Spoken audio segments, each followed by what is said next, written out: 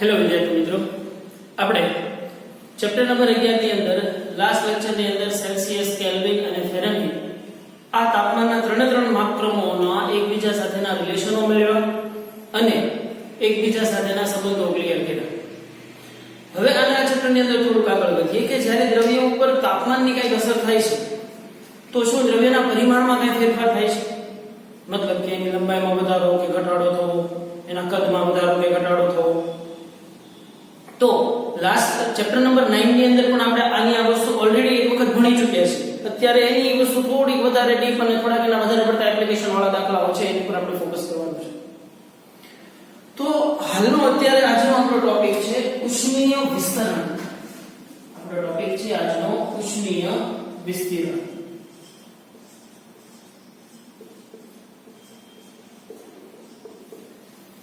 હવે ઉષ્મીય વિસ્તરણ, હવે આપણને ખબર છે કે ભાઈ કોઈ પણ ઘન પદાર્થની આપણે વાત ચર્ચા કરીએ અત્યારે કે કોઈ પણ ઘન પદાર્થ હોય કે કોઈ પ્રવાહી પદાર્થ હોય તો ઈ ઘન કે પ્રવાહી પદાર્થ છે એના દરેક અણુઓ જે છે, દરેક પરમાણુઓ જે છે, આદી ભાષામાં કહું તો દરેક પરમાણુ એકબીજા સાથે કંઈક સ્પેશિયલ બોન્ડિંગ થી જોડાયેલા હોય છે. આ ઘન પદાર્થ છે તો આ એલ્યુમિનિયમની માર્કર હોય તો અહીંયા એલ્યુમિનિયમના દરેક અણુ છે એ બીજા અણુ સાથે કંઈક અમુક બોન્ડ થી જકડાયેલા છે, અમુક બોન્ડ થી કંઈક જોડાયેલા છે. હવે શું થશે કે જ્યારે તમે એને તાપમાન આપશો, મતલબ આને હું નીચેથી જ્યારે ગરમ કરીશ ત્યારે આના દરેક અણુ છે ને એ કંઈક દોલિત ગતિ કરવા મળશે, કંઈક કંપિત ગતિ કરવા મળશે. હવે આ દરેક અણુ છે ને એ બીજા અણુ સાથે જોડાયેલો છે. માનો કે મારો સંદર્ભ અણુ છે ને એ કોઈ આવો છે, આ કોઈ અણુ છે એની આસપાસ કોઈ અણુ આવેલો છે, કોઈ અણુ આવેલો છે, કોઈ અહીં આવેલો છે, કોઈ અહીં આવેલો છે, અહીંયા આવી રીતે ઘણા બધા અણુઓ જે છે એ એની ફરતે ફરતે આવેલા છે. તો દેખીતી રીતે કોઈ બોન્ડ નથી પણ શું થશે આ દરેક અણુ વચ્ચે કંઈક સરેરાશ અંતર હશે અને આ દરેક અણુ જાણે એકબીજા સાથે કોઈ આમ સ્પ્રિંગ માફક જોડાયેલા હોય ને એવું લાગે. હવે સ્પ્રિંગ માફક હું કામ મેં કીધું કેમ કે જ્યારે આને તાપમાન આપું છું ને ભાઈ ત્યારે આ બધા એકબીજાથી આમ ગોળી ગતિ કરતા દૂર જાય છે પણ પાછા નજીક આવી આવે છે. જેવું તાપમાન દૂર કરીશ મતલબ જેવી આની નોર્મલ પરિસ્થિતિ નોર્મલ ઠંડુ થઈ જશે એટલે દરેક અણુ પાછા પોતાની જગ્યાએ પાછા આવી જાય છે. તો આ જે અણુ વચ્ચે જે આ સ્પ્રિંગ જેવું બોન્ડિંગ છે ઈ બોન્ડિંગ અથવા તો એમ કહેવાય કે બે અણુઓ વચ્ચેનું અંતર જે છે ઈ માનો કે કોઈ r હોય તો ઈ અંતર r જે છે ને ઈ કેવી રીતે મેળવી શકાશે તો કે ભાઈ નોર્મલ પરિસ્થિતિની અંદર r છે ને ઈ r હશે સામાન્ય પરિસ્થિતિ. પણ જેવું તમે તાપમાન વધારશો, તાપમાન વધતા હવે તમે એક વસ્તુ સમજો અહીંયા તાપમાન વધતા આ અણુ છે એની વચ્ચેનું અંતર થોડું વધશે જે ખૂબ માઇનોર હશે પણ છતાંય અણુ વચ્ચેનું અંતર વધશે એટલે પરિણામે તમને લંબાઈમાં કઈ વધારો દેખાય છે. જ્યારે કોઈ મેટલને આપણે ગરમ કરીએ છીએ ત્યારે એની લંબાઈમાં કઈ વધારો થાય છે. ઈ વધારો શેના કારણે છે તો કે આ અણુ વચ્ચેનું સરેરાશ અંતર વધે છે. તો આ અણુ વચ્ચેનું સરેરાશ અંતર વધે છે એટલે પરિણામી અંતર આપણા માટે વધે છે તેમ કહેવાય છે. તો આ દોલી ગતિ કરતા હશે તો ક્યારેક આ જે છે આ કણ છે એ આ કણથી ખૂબ નજીક ગયો જાય કે દૂર ગયો છે, નજીક ગયો જાય, દૂર ગયો છે. મતલબ તાપમાન વધતા તમારી પાસે r ના બે અંતર આવે, એક r મેક્સિમમ આવે અને એક r મિનિમમ આવે.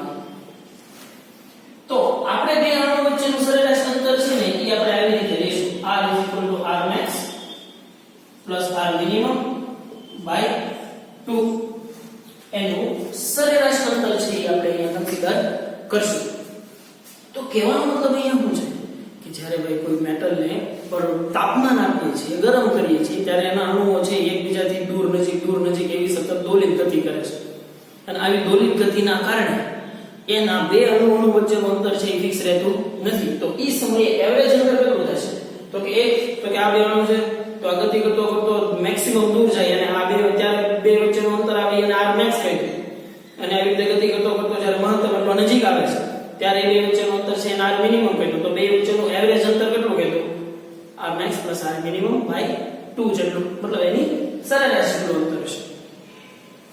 હવે શું થાય છે જ્યારે બે પરમાણુ એકબીજાની નજીક આવે છે ત્યારે ઈ બે પરમાણુઓ વચ્ચે કંઈક સ્થિતિ ઊર્જાનો ફેરફાર છે. સ્થિતિ ઊર્જા તમને ખબર છે કે સ્થાનમાં ફેરફાર થયો, r એટલે બે વિજાણુઓ વચ્ચેના અંતરમાં ફેરફાર થયો, સ્થાનમાં ફેરફાર થયો એટલે કઈ ઊર્જા સ્ટોર થઈ કહેવાય, જે આપણે ચેપ્ટર નંબર 9 ની અંદર ખૂબ સારી રીતે ભણી ગયા છીએ. સ્થિતિસ્થાપકીય સ્થિતિ ઊર્જા કીધું હતું ને.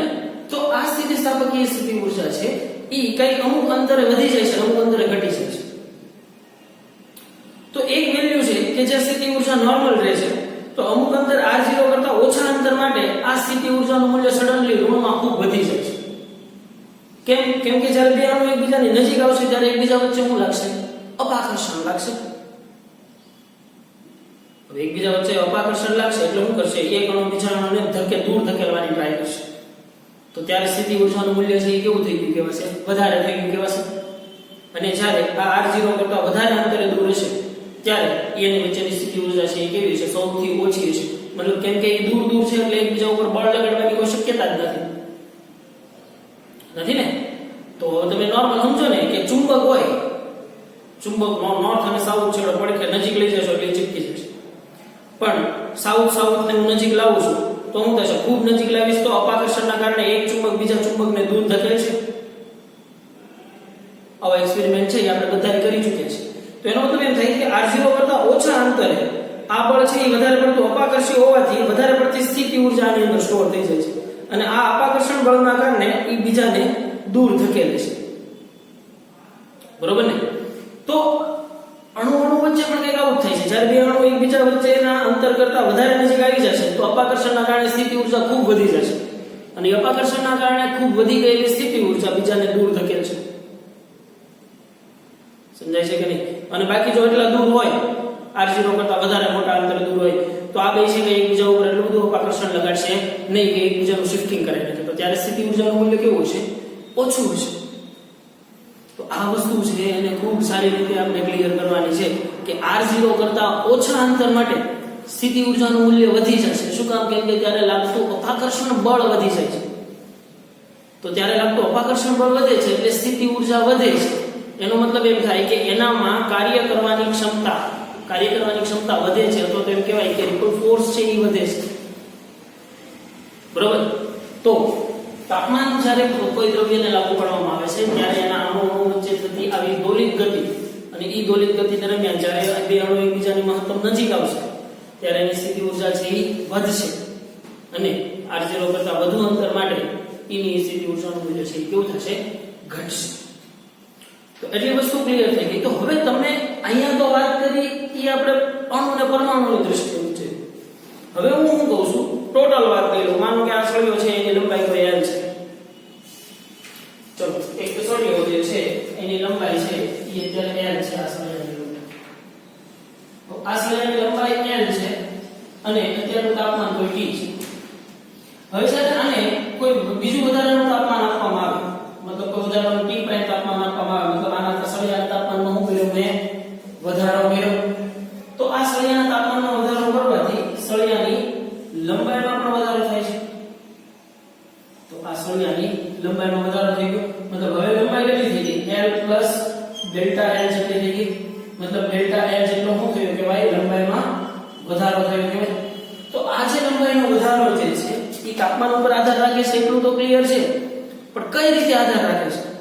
તો ચેપ્ટર નંબર 9 ની અંદર આપણે શીખી ગયા કે જેમ તાપમાન વધશે એમ લંબાઈ વધશે, જેમ તાપમાન ઘટશે એમ લંબાઈ ઘટશે. તો એનો મતલબ તો સીધો એમ થયો કે ડેલ્ટા l પ્રોપોર્શનલ ટુ લંબાઈમાં થતો આંશિક વધારો delta l by l proportional to delta t થશે. તાપમાન વધશે તો લંબાઈમાં થતો વધારો આંશિક ફેરફાર છે એ વધશે. તો હવે હું સમપ્રમાણતાનો અચળાંક દૂર કરું. સમપ્રમાણતાનો અચળાંક દૂર કરું એટલે મારી પાસે આવશે delta l by l is equal to alpha delta t. જે આલ્ફા ને આપણે શું કહીએ છીએ? એનો રેખીય પ્રસરણાંક કહીએ છીએ. Alpha l delta t, alpha ને આપણે શું કહીએ છીએ? એનો રેખીય પ્રસરણાંક. હવે આ જે રેખીય પ્રસરણાંક છે એ દરેક ધાતુનો જુદો જુદો હશે.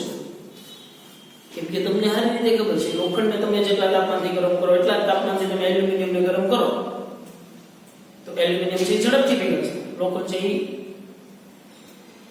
ઓછો ઝડપથી પીગળશે. તો કહેવાનો મતલબ હું કે અહીંયા દ્રવ્ય પદાર્થની જાત બદલાણી તો એનો ઉષ્મીય ગુણધર્મ પણ બદલાણો. તો પદાર્થની જાત બદલાવાથી એનો ઉષ્મીય ગુણધર્મ બદલાતો હોય તો એનો મતલબ એમ થાય કે આ રેખીય પ્રસરણાંક છે ઈ પદાર્થની જાત ઉપર આધાર રાખશે અને અમુક સમયે તાપમાન ઉપર પણ આધાર રાખશે. શેની ઉપર આધાર રાખશે? પદાર્થની જાત અને તાપમાન ઉપર. તાપમાન ઉપર અમુક સમય આ તાપમાન છે એ એક અઝમ્પશન છે. તાપમાનનું મૂલ્ય જો ખૂબ મોટું હશે ને તો જ તાપમાન ઉપર આલ્ફા આધાર રાખશે. મતલબ નાનકડા અવસ્થા તાપમાનના ફેરફારે આલ્ફામાં કઈ ચેન્જીસ થશે નહીં. કેમ કે તાપમાનનું મૂલ્ય ખૂબ વધારવું મતલબ કે તમે જ્યારે કોઈ મેટલને પીગાળો છો ત્યારે એ મેટલનો આલ્ફા ચેન્જ થાય છે.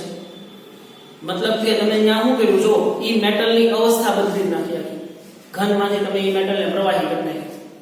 તો જ્યારે એ મેટલની અવસ્થા ચેન્જ થશે ને તો આલ્ફા ચેન્જ થશે.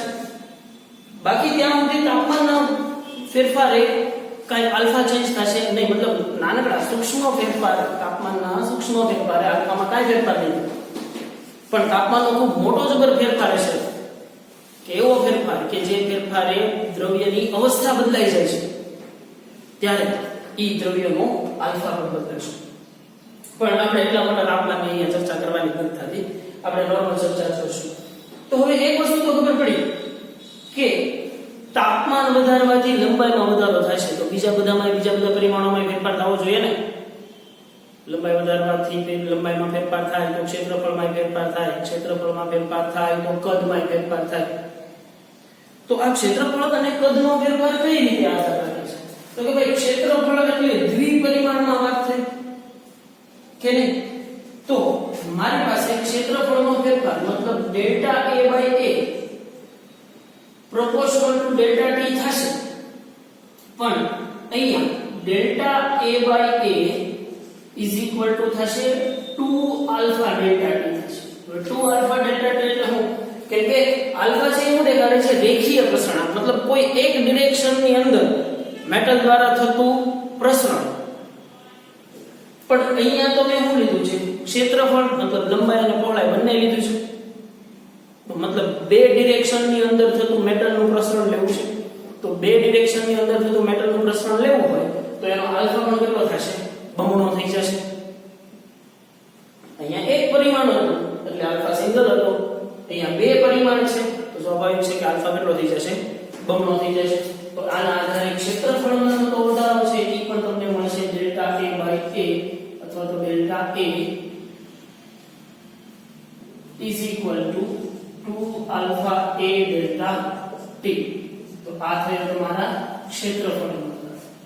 હવે આની નાની જેમ હું કદનો વધારો એટલે કહી શકું તો કદ ઉપર તો હવે તો તમને ખબર પડી જાય ભાઈ કે ભાઈ કદમાં થતો વધારો છે એ પણ તાપમાનના વધારા સાથે વધશે. ઓબ્વિયસ વાત છે, લંબાઈ વધે ક્ષેત્રફળ વધે તો કદ તો વધે જ ને. તો ઈ વધારો કઈ રીતે?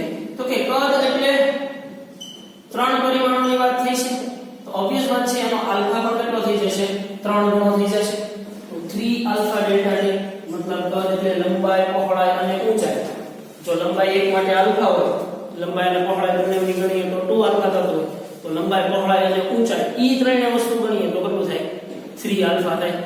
અથવા તો એને ઘણી જગ્યાએ ગામા પણ કહેવામાં આવે છે. તો delta v is equal two તમે આમ લખી શકો 3 આલ્ફા v ડેલ્ટા t અથવા તો delta v is equal two gamma v delta t. મતલબ 3 alpha is equal two gamma પણ લખી શકાય. તો ભાઈ લંબાઈમાં વધારો થશે તો ઓબ્વિયસ વાત છે આપણે પાર્શ્વીય પરિમાણોની ચર્ચા ચેપ્ટર નંબર 9 માં કરી ગયા.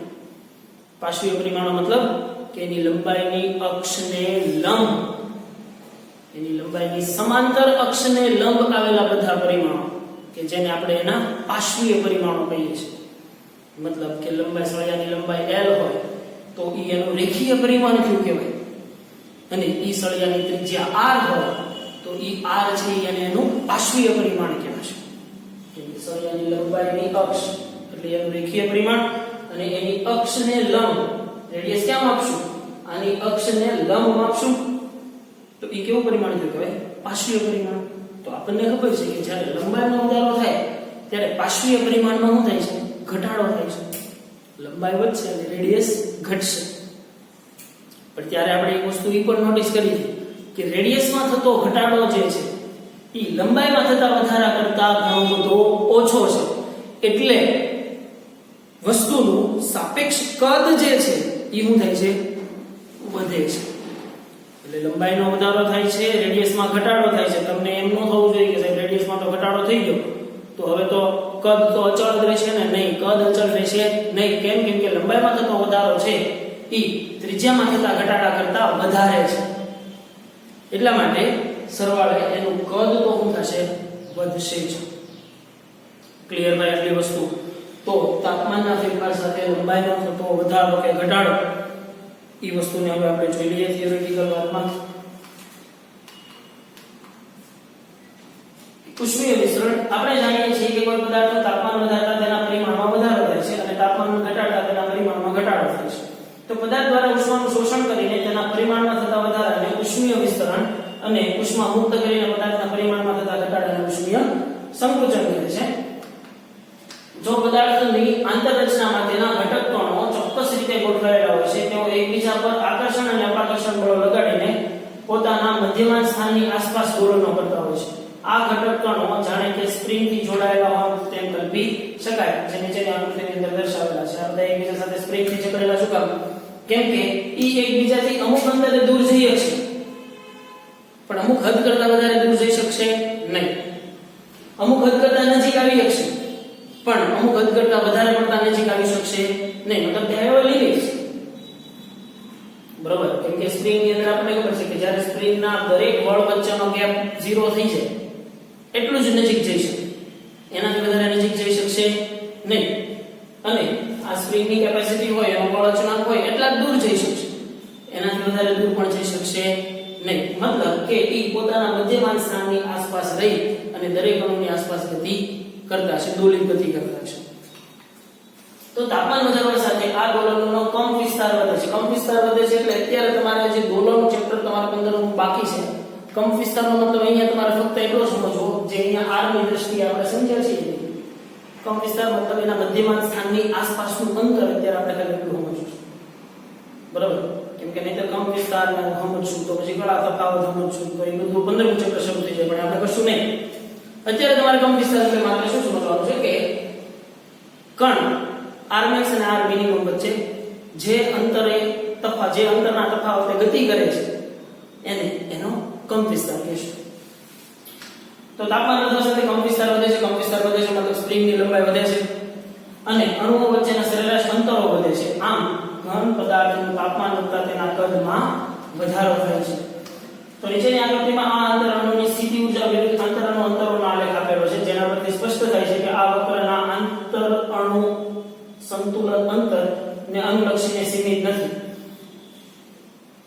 r0 કરતા વધુ અંતર માટે આકર્ષિત સ્થિતિ ઊર્જા જે દરે વધે છે તે દરથી r0 કરતા ઓછા અંતર માટે અપાકર્ષિત સ્થિતિ ઊર્જા વધતી નથી. મતલબ જુઓ, r0 જેટલા અંતરે સ્થિતિ ઊર્જા છે એ તમને અહીંયા મેક્સિમમ મળે છે, પણ r0 કરતા ઓછા અંતરે તમારી સ્થિતિ ઊર્જા જો અહીંયા 0 થઈ જાય છે અને સડનલી ખૂબ વધી જાય છે. ધનમાં વધે છે અને ઋણમાં ઘટે છે. આપણે ખબર છે કે સ્થિતિ ઊર્જા હંમેશા આપણે શેમાં? ઋણમાં કહીએ છીએ. કેમ? કે સ્થિતિ ઊર્જા સ્ટોર કરવામાં આવે છે. જે ચર્ચા આપણે ચેપ્ટર નંબર 9 ની અંદર કરી ગયા કે જે શું દર્શાવે છે એની કાર્ય કરવાની, કામ કરવાની ક્ષમતા દેખાડે છે. તો એ ઓબ્વિયસ વાત છે કે શેમાં હોવી જોઈએ? હંમેશા ઋણમાં હોવી જોઈએ. જેટલી ઋણમાં હશે એટલું વધારે કાર્ય આઉટપુટ પોઝિટિવ મળશે. તો r0 કરતા ઓછા અંતરે આનું બળ છે એ કેવા પ્રકારનું? અપાકર્ષી પ્રકારનું છે અને r0 કરતા વધુ અંતરે આનું બળ છે એ કેવા પ્રકારનું? આકર્ષી પ્રકારનું હશે. તો આપેલા તાપમાને એટલે કે સ્થિતિ ઊર્જા u at a t temperature કોઈ એક મૂલ્ય માટે ઘટક કણો rminimum અને rmaximum ની વચ્ચે દોલનો કરતા હોય છે. મતલબ એપ્રોક્સિમેટલી દોલિત ગતિ કરતા હશે એટલે સૌથી નજીક આવે ત્યારનું અંતર આપણે એને rminimum કહીએ, જ્યારે સૌથી દૂર જાય છે ત્યારના અંતરને આપણે rmaximum કહીએ. તો એ ટૂંકમાં r જેટલા સરેરાશ અંતરથી એકબીજાની આસપાસ દોલિત ગતિ કરે છે તેમ કહેવાય છે. આમ આ વક્રની અસમમિતતા પરથી સ્પષ્ટ થાય છે કે તાપમાનના વધારા સાથે સરેરાશ અંતરો વધતા જાય છે. આ અસમયતા ઉષ્ણીય પ્રસરણ માટે જવાબદાર છે, મતલબ તાપમાનના વધારા સાથે જવાબદાર છે તે કહેવાય છે. હવે રેખીય વિસ્તરણ કે રેખીય પ્રસરણ, તાપમાન વધારા સાથે પદાર્થની લંબાઈમાં થતા વધારાને એનું રેખીય વિસ્તરણ કહે છે.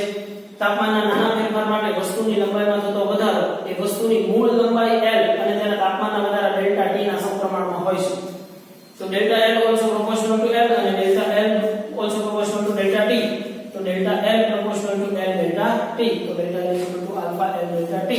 અહીં આલ્ફા એ સમપ્રમાણતા અચળાંક છે જેને વસ્તુના દ્રવ્યનો રેખીય પ્રસરણાંક કહે છે. આલ્ફાનું મૂલ્ય પદાર્થની જાત અને તેના તાપમાન ઉપર આધારિત છે. પણ તાપમાન ઉપર ક્યારે? તો કે તાપમાનનો ગાળો મોટો ન હોય તેવા સંજોગોમાં આલ્ફા તાપમાન ઉપર આધારિત નથી. તાપમાનનો ગાળો મોટો ન હોય મતલબ કે તાપમાનનો તફાવત ખૂબ મોટો ન હોય, મતલબ તાપમાનનો તફાવત ખૂબ જ નાનો હોય ત્યારે કાંઈ આલ્ફા ચેન્જ થશે નહીં. પણ તાપમાનનો તફાવત ખૂબ મોટો થઈ જાય, મેં કીધું એની જેમ તમારે લખવું હોય તો તમે લખી શકો કે ભાઈ જ્યારે દ્રવ્યની અવસ્થા ચેન્જ થઈ જાય, બહુ મોટું તાપમાનનો તફાવત વધી જાય ત્યારે જ આલ્ફા ચેન્જ થશે. ત્યાં સુધી આલ્ફા ચેન્જ થશે નહીં અને આલ્ફાનો એકમ પ્રતિ ડિગ્રી સેલ્સિયસ અથવા તો પ્રતિ કેલ્વિન રહેશે. હવે કેટલાક પદાર્થો છે દરેક દિશામાં એક સરખું ઉષ્ણીય વિસ્તરણ ધરાવતા હોય છે, તો આવા પદાર્થને આઇસોટ્રોપિક પદાર્થ કહે છે. મતલબ કે કોઈ પદાર્થને ગરમ કરો છો તો એની જેટલી લંબાઈમાં વધારો થાય છે એટલી જ પહોળાઈમાં વધારો થાય છે, એટલી જ ઊંચાઈમાં વધારો થાય છે. મતલબ કે એવા પદાર્થને કેવું ફોટોગ્રાફિક વિવર્ધન પણ કહેવામાં આવે છે અથવા તો આઇસોટ્રોપિક પદાર્થો પણ કહેવામાં આવે છે. ફોર એક્ઝામ્પલ તમે એમ લઈ લો કે નોર્મલ આપણી પાસે એક સ્ટીલની સ્કેલ હોય છે જેની અંદર એક પેલું છિદ્ર આવેલું હોય છે, છેડ આવે છે. હવે તમે ઈ સ્ટીલની સ્કેલને ગરમ કરશો તો તમને ખબર છે કે સ્ટીલની લંબાઈમાં વધારો થશે અને ઓલા છિદ્રની ત્રિજ્યામાં પણ વધારો થશે. તો એનો મતલબ એમ થાય કે લંબાઈનું પરિમાણ, પાર્શ્વીય પરિમાણ, બધા જ પરિમાણોમાં હું થયો એક સરખો વધારો. જો એક સરખો વધારો થવો એ મહત્વનો છે, વધારો ઘટાડો તો થશે જ, પણ જો એક સરખો વધારો કે ઘટાડો થતો હોય તો જ એને આઇસોટ્રોપિક પદાર્થો કહેવાય. તાપમાન વધારા સાથે આવા પદાર્થની લંબાઈમાં જેટલા ગણો વધારો થાય છે તેટલા જ ગણો વધારો પહોળાઈમાં થાય છે અને તેટલા જ ગણો વધારો જાડાઈમાં થાય છે. આથી તેનું વિસ્તરણ જાણે કે ફોટોગ્રાફિક વિવર્ધન થયું હોય તેવું લાગે છે. જો આવી રીતની કોઈ સ્કેલ હોય તો એનું છિદ્ર છે એની રેડિયસ પહેલા નાની હતી, હવે એની જો લંબાઈ પણ વધી, પહોળાઈ પણ વધી અને આ છિદ્રની રેડિયસ પણ વધી. એનો મતલબ એમ થાય કે અહીંયા કેવા પ્રકારનું વિવર્ધન જોવા મળે છે.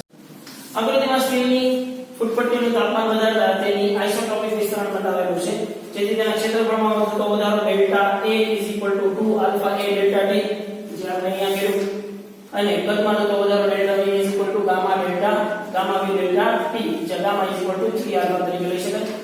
અહીં ગામા એ દ્રવ્યનો કદ પ્રસરણાંક છે. કદમાં થતો વધારો ઘન પદાર્થ કરતા પ્રવાહીમાં વધારે અને આ વધારો વાયુમાં મહત્તમ હોય છે, કેમ કે આપણને ખબર છે વાયુના દરેક અણુ વચ્ચેનું સરેરાશ પાણીનું અંતર ઘન અને પ્રવાહી કરતા કેવું હશે? ખૂબ જ વધારે હશે. એટલા માટે એનો વધારો જે છે એ ખૂબ જ મહત્તમ છે. હવે એના રિલેટેડ ઉદાહરણ અને એ બધા દાખલાઓ જે છે એની ચર્ચા આપણે કરી લઈએ. આ જે દાખલો જે છે ઉદાહરણ નંબર 12 એની જેવા તમારી ટેક્સ્ટની અંદર, તમારા CTP ની અંદર, ટેક્સ્ટ એક્સરસાઇઝ ની અંદર અને ઉદાહરણોની અંદર આવા કુલ 4 દાખલા છે. એટલે મેક શ્યોર કે આ એક દાખલામાં અહીંયા ખૂબ સારું ધ્યાન આપશો તો બાકીના 4 ગણાઈ જશે. અને એ 4 દાખલા હું ગણાવવાનો છું નહીં. એક જ દાખલો આપણે બહુ વ્યવસ્થિત ગણશું, બાકીના 3 દાખલા તમે જાતે પ્રેક્ટિસ કરશો. બરાબર? તો જોઈએ કે એક લુહાર લોખંડની રિંગને કાંટાના પૈડાની ધાર ઉપર જડે છે. નોર્મલી આપણે બધા કદાચ ગામડે જોયેલું હોય કે કાંટાનું પૈડું છે એ લાકડાનું હોય, પણ કેમ કે લાકડું બહુ ઘસાય નહીં એ માટે એની ફરતે એક લોખંડની ફ્રેમ ચડાવવામાં આવે છે. તો 27 ડિગ્રી સેલ્સિયસ તાપમાને પૈડાની ધાર અને રિંગના વ્યાસ અનુક્રમે 1.5 અને 1.495 મીટર છે. 27 ડિગ્રી ટેમ્પરેચરે, માનો કે 27 ડિગ્રી ટેમ્પરેચરે આ જે પૈડું જે છે, પૈડાની રેડિયસ છે એ વધારે છે. પૈડાની રેડિયસ છે એને માનો કે કોઈ R1 કીધું અને એનો વ્યાસ કીધો છે એટલે હું એને D1 કીધું. ચલો, અને જે રિંગ ચડાવવાની છે એ રિંગની રેડિયસ છે એ ખૂબ જ ઓછી છે. ખૂબ ઓછી તો ન કહેવાય, 0.95 સમથિંગ નો ડિફરન્સ છે.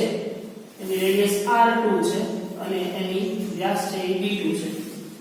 તો સ્વાભાવિક છે કે આ તમારી આ પૈડું છે, આ પૈડું છે અને આ રિંગ છે. તો ઓબ્વિયસ વાત છે કે જો રિંગને પૈડા ઉપર ચડાવવી હશે તો મારે રિંગની લંબાઈમાં કંઈક કરવો પડશે, વધારો કરવો પડશે. રિંગને ગરમ કરવી પડશે તો જ એ પૈડા ઉપર બેસી શકશે કે નહીં. તો હવે શું કરવું? આ જે મને રેડિયસ આપી દીધેલું છે, આનો વ્યાસ d1 જે છે એ કેટલો છે? 1.5 મીટર છે અને d2 જે છે એ કેટલો છે?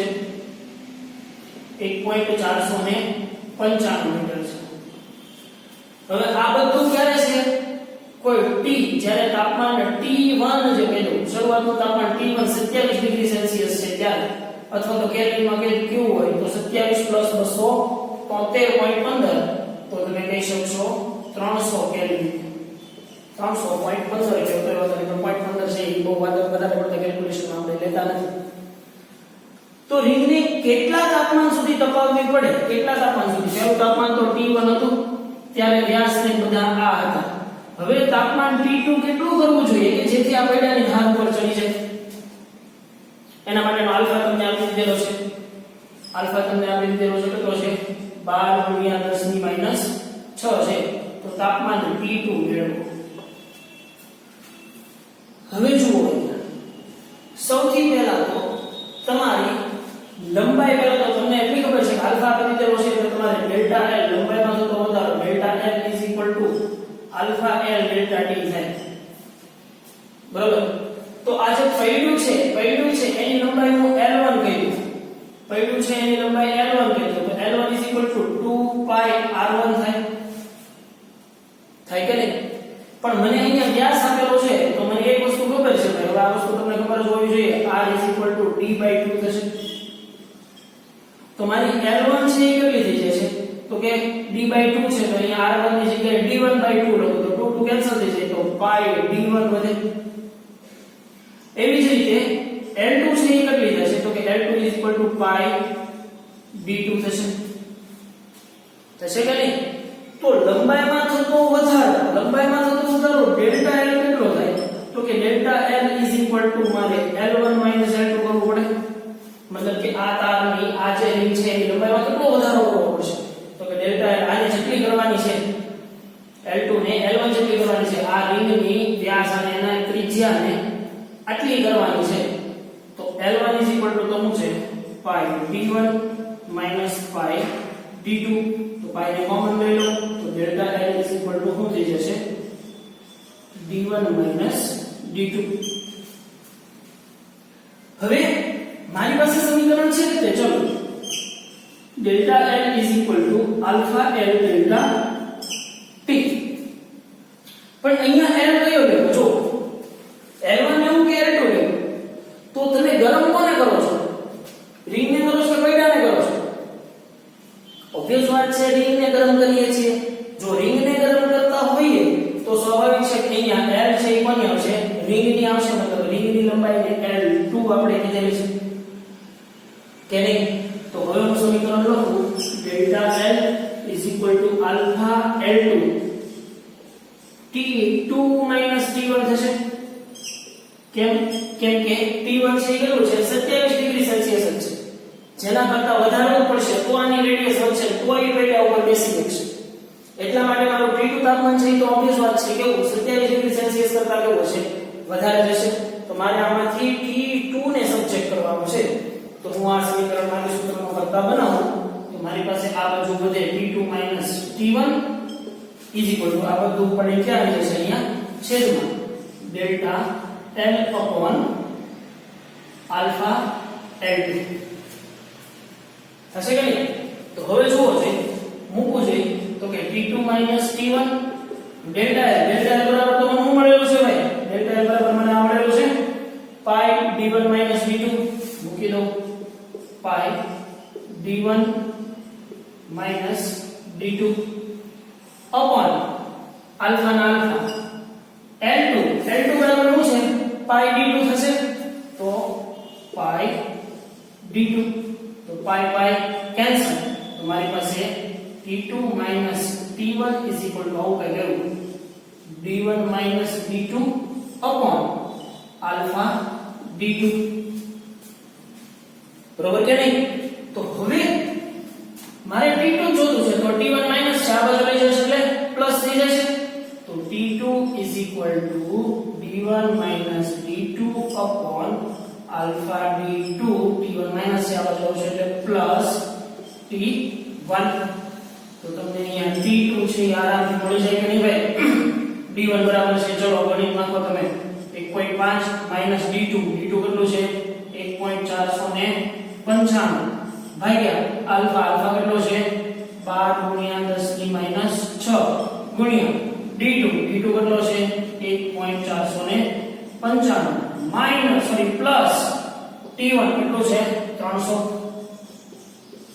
તો તમને t2 તાપમાન છે એ મળી જશે. પણ ખાસ યાદ રાખો, તમને આ જે તાપમાન છે એ શેમાં મળશે? કેલ્વિનમાં મળશે. શું કામ કેલ્વિનમાં મળશે? કેમ કે અહીંયા જે t મૂક્યા છે એ કયા મૂક્યા છે? કેલ્વિનના મૂક્યા છે. તો ઓબ્વિયસ વાત છે ભાઈ કે મને અહીંયા t2 છે એ પણ કયા મળશે? કેલ્વિનના જ મળશે. છોકરાઓ ખાસ આ દાખલાને વ્યવસ્થિત રીતે જોઈ લેજો. સૌથી પહેલા તો શું કરવાનું છે કે પૈડા ઉપર રિંગને ચડાવી છે. તો પૈડાનો વ્યાસ છે વધુ છે અને રિંગનો વ્યાસ ઓછો છે, તો સ્વાભાવિક છે મારે રિંગને ગરમ કરવી પડશે. તો રિંગને ગરમ કરવી હોય તો રિંગની લંબાઈમાં કેટલો વધારો કરવો પડશે? તો કે ડેલ્ટા L જેટલો કરવો પડશે. તો રિંગની પરિઘ કેટલો થાય? પરિઘ હોય એટલી લંબાઈ હોય ને. તો પૈડાની લંબાઈ કેટલી? પૈડાનો પરિઘ કેટલો છે? કહેવાય 2 pi r1 જેવો કહેવાય. તો એના આધારે r1 છે, પણ મારી પાસે અહીંયા વ્યાસ આપેલો છે. જો તમે વ્યાસ આપો તોય વાંધો નહીં, તો 2 વડે ગુણીને 2 વડે પાછા ભાગવાના થાય. એટલા માટે મેં સીધો વ્યાસ લઈ લીધો છે. બરોબર? તો r ની જગ્યાએ d/2 મૂકી દો તો તમને L1 બરાબર pi d1 મળશે અને L2 બરાબર pi d2 મળશે. તો લંબાઈમાં કેટલો વધારો કરવાનો થશે? તો કે L1 L2 જેટલો, આના બેના તફાવત જેટલો આની લંબાઈમાં વધારો કરવાનો છે. તો કરો ડેલ્ટા L L1 L2. તો તમને ડેલ્ટા L મળી ગયો. તો તમારી પાસે છે તે સૂત્ર delta L alpha L delta t. પણ અહીંયા L કયો લેવાનો?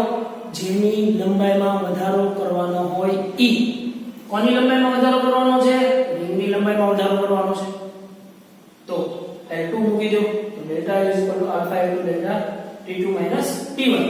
બધી વસ્તુ મૂકીને ખાલી t2 ના સૂત્રનો કરતા કરી દો. તો આટલા તાપમાને એને જ્યારે ગરમ કરવામાં આવશે ત્યારે આ રિંગ આટલા વ્યાસની રિંગ આટલા વ્યાસના પૈડા ઉપર ચડી શકે. સિમ્પલ કે નહીં ભાઈ? તો આના જેવા ઘણા બધા બીજા દાખલાઓ જે છે એ તમારે હવે જાતે કરવાના થશે. જો હું તમને કહું છું,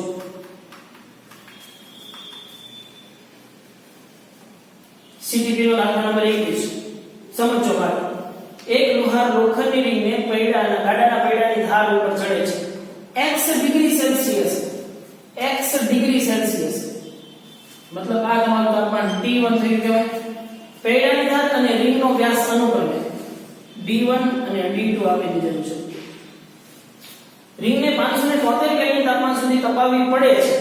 મતલબ આ જે તાપમાન તમને આપી દીધેલું છે એ કયું છે? T2 તાપમાન છે. તપાવવી પડે છે કે તે પૈડાની ધાર ઉપર ચડી શકે. તો x નું મૂલ્ય મતલબ અહીંયા T1 ને સૂત્રનો કરતા કરવાનો છે. આખો દાખલો સેમ નો સેમ રહેશે. ફક્ત અહીંયાથી તમારે કોને T1 ને સૂત્રનો કરતા કરવાનો છે. એટલે આ T1 માઈનસ છે એટલે આ બાજુ જશે એટલે પ્લસ, અને આ પ્લસ છે એટલે આ બાજુ આવશે એટલે માઈનસ. તો આ દાખલામાં ફક્ત તમારે ફેર શું મળશે જુઓ. તો તમારે આવી રીતનું છે T2 T1 D1 D2 upon alpha D2 છે. તો T1 જોતું છે, આમાં T1 માઈનસ છે, ઓલી બાજુ લઈ જાવ એટલે પ્લસ, અને આ પ્લસ છે, આ બાજુ લઈ જાવ એટલે માઈનસ. તો T1 તમને મળશે T2 D1 D2 upon alpha D2. આ બધી પ્રોસેસ છે એની રીતે ફક્ત અહીંયાથી T1 ને સૂત્રનો કરતા કરવાનો છે. બરોબર ભાઈ? હવે તમે આ લેવલ ઉપર પહોંચ્યા હો ને એટલે આવા બધા સિમ્પલ ઈઝી દાખલાઓ છે એની એક્સપેક્ટેશન હું રાખું કે હવે એક સરખા દાખલાઓ કઈ વારંવાર ગણાવીને ટાઈમ બગાડવાની કોઈ જરૂર નથી. મેં તમને ડે 1 થી કહું છું કે I believe in SLP, self learning and practising. No doubt તમને આવી રીતે હિન્ટ આપી અને રકમ સમજાવીને એપ્લિકેશન આપતા શીખવાડી દીધું. હવે આના જેવો જ કોઈ પ્રોબ્લેમ સામે આવે છે તો એના જેવો પ્રોબ્લેમ તો તમે જાતે સોલ્વ કરી શકો છો. જીવનના દરેક બિંદુ ઉપર દરેક જણા તમારી પાસે હાજર નહીં હોય. પહેલા પણ તમે આવું કંઈક ફેઝમાંથી પસાર થઈ ચૂક્યા છો તો તમને હવે આ આવડવું જ જોઈએ, આમાંથી પસાર થતા તમારી જાતે શીખવું જ જોઈએ. That's like a spirit. તમારામાં એટલો તો આત્મવિશ્વાસ હોવો જ જોઈએ કે યસ આ ટાઈપનું હું એક વખત જોઈ ગયો છું, એની જેવી હું ભલે 1000 વસ્તુ મારી સામે આવે, એમાંથી થોડોક માઇનોર મેજર ફેરફાર આવે તોય I don't mind, I can do it. બરોબર? તો એ એક જજ્બો છે, એ જુનૂન હોવો જ જોઈએ કે યસ હું મારી જાતે કરી જ શકું. ઓલરેડી એક વખત આ વસ્તુ સાહેબે શીખવાડી દીધી છે તો હવે થઈ શકે મારા, હું કામ ન થઈ શકે. વિચારવું પડે, સતત મંથન કરવું પડે. બરોબર ને? તો આની જેવા જે બીજા 3-4 દાખલાઓ છે એ તમે જાતે સોલ્વ કરશો. કયા કયા દાખલાઓ છે એ પણ હું તમને જરા જણાવી દઉં. તો એક તો આ સીટીપી નો દાખલા નંબર 21 છે. પછી સીટીપી નો દાખલા નંબર 22 છે, એ પણ સેમ છે. જો એક લોહાના લોખંડની રિંગને ગાડાના પૈડાની ધાર ઉપર ચડે છે તો 127 ડિગ્રી સેલ્સિયસ તાપમાને પૈડાની ધાર અને રિંગનો વ્યાસ અનુક્રમે એટલો છે, તો રિંગને કેટલા તાપમાન સુધી તપાવવી પડે કે જેથી તે પૈડાની ધાર ઉપર ચડી શકે? Same to same. બરોબર? ઓલા પર 27 ડિગ્રી હતા, અહીંયા 127 ડિગ્રી છે, બાકી કાંઈ ફેર નથી. થઈ જાય કે નહીં? આરામથી સેમ રીતે તમારે ગણવાનું છે. એની પછી ટેક્સ્ટ ઇલસ્ટ્રેશનનો દાખલો છે. ઈ પણ સેમ એના જેવો છે કે એક લુહાર બળદગાડાના લાકડાના પૈડાની ધાર પર સ્ટીલની રિંગ ચડાવે છે, તો પૈડાની ધાર અને રિંગનો વ્યાસ અનુક્રમે 27 ડિગ્રી સેલ્સિયસ તાપમાન એટલો છે, તો કયા તાપમાન સુધી તપાવવું પડે કે જેથી તે ચડી શકે? સ્ટીલ માટે રેખીય ઘર્ષણાંક આપી દીધો છે 1.2 × 10⁻⁵. ખાસ એકમોમાં ધ્યાન રાખવાનું, સેલ્સિયસ હોય તો બધા સેલ્સિયસ હોય, કેલ્વિન લો તો બધા કેલ્વિન લો. બરોબર? એટલે ખાસ એ વસ્તુનું ધ્યાન રાખવાનું છે, કેલ્વિન સેલ્સિયસ ની અંદર ભૂલ પડે નહીં. તો આ એક ટેક્સ્ટ ઇલસ્ટ્રેશન નો દાખલા નંબર 2 એ પણ સાથે હોમવર્કમાં કરવાનો છે. અને નેક્સ્ટ લેક્ચર થી આપણે આના નાના રિલેટેડ ઘણા બધા એમસીક્યુ ના દાખલાઓ બાકી છે, એની ચર્ચા આપણે હજી વધારે આ લેવલ કરતા વધારે ડીપ લેવલમાં જવાના છે. સો મેક શ્યોર કે આ લેક્ચર છે ખૂબ સારી રીતે અને વ્યવસ્થિત છોકરાઓ તમારી પાસે ક્લિયર થયેલો હોવો જોઈએ. બરોબર? જેટલી પ્રેક્ટિસ કરશો એટલું વધારે મજા આવશે, એટલો કોન્ફિડન્સ વધશે. એટલે please guys believe in SLP, self learning and practising. બરોબર? જાત મહેનત જિંદાબાદ જેને કહેવામાં આવે છે. નો ડાઉટ તમને કન્ફ્યુઝન હોય, તમને પ્રોબ્લેમ હોય, I am always with you. But that doesn't mean કે એક્ઝામ હોલની અંદર I am always with you. બરાબર? ત્યાં ડીલ તમારે એકલા કરવાની છે. સો એ વસ્તુની ધીમે ધીમે થોડી પ્રેક્ટિસ પાડવી પડશે કે જ્યારે પરીક્ષા આવશે ત્યારે તો સાહેબ હારે નહીં જ હોય. તો ઓબ્વિયસ વાત છે કે થોડીક તો self learning and practising develop કરવી પડશે. હવે હું બધી વસ્તુ એકની એક રીતની વસ્તુ હું તમને સતત ગણાવ્યા કરું તો મારામાં કંઠસ્થ વધારે થતું છે, મને રકમ બહુ ખાતી છે, પણ તમારો ફાયદો કાંઈ ન થાય. બરોબર? તો આજના લેક્ચરની અંદર ભાઈ અહીંયા સુધી રાખીએ. ખાસ મેં જે દાખલાઓ કીધા છે એ બધા દાખલાઓ હોમવર્કમાં વન ટાઈમ ગણવાના છે અને વ્યવસ્થિત ગણવાના છે, પદ્ધતિસર. ઓકે? અને થિયરી જે છે એ થિયરી પણ તમને હોમવર્કની અંદર વન ટાઈમ છે. થિયરી વન ટાઈમ અને જે દાખલાઓ કીધા છે એ પણ હોમવર્કની અંદર વન ટાઈમ રહેશે. ઓકે ભાઈ? તો મળીએ નેક્સ્ટ લેક્ચરથી.